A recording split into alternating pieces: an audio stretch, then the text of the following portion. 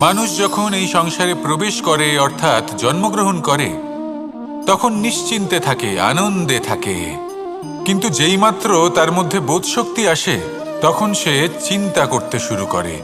চিন্তা ভবিষ্যতের, সেই সমস্ত বিষয় নিয়ে চিন্তা করে যা ওর হাতে নেই। তারপর বড় হয়, বিবাহ সম্পন্ন হয়, গৃহস্থ জীবন যাপন করে, তারপর আবার চিন্তায় মগ্ন হয়ে যায়। ভাবে এই যে আমার পরিবার, আমি কি ঠিকমতো তার খেয়াল রাখতে পারছি? কাল যখন আমি এই সংসার থেকে চলে যাব তখন আমার এই পরিবারের দেখাশোনা কে করবে?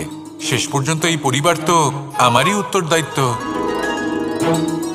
যাক, আপনাকে একটা প্রশ্ন করি। এই সংসারে আসার পূর্বে আপনি কি এই প্রশ্ন করেছিলেন, এটা ভেবেছিলেন যে আমাকে ছাড়া এই সংসার কিভাবে চলবে? করেননি, তাই তো? তাই আপনার এটা নিয়ে দুশ্চিন্তা করার প্রয়োজন নেই যে আপনি যখন এই সংসার ত্যাগ করে চলে যাবেন তখন কি হবে। আপনি যখন ছিলেন না তখনও এই সংসার চলছিল, আপনি যখন এই সংসার ত্যাগ করবেন তখনও এই সংসার চলতে থাকবে। যদি কোনো বিষয়ের প্রভাব থাকে তা হলো আপনার আজকের তথা বর্তমানের কর্ম, অর্থাৎ আজ আপনি কি করছেন, কার জন্য মঙ্গল করছেন, কাকে প্রেরণা দিচ্ছেন, কাকে সাহায্য করছেন, কোন উদাহরণ প্রস্তুত করছেন। আপনি এই সংসারে যে ছবি অঙ্কন করবেন সংসার সেটাই মনে রাখবে।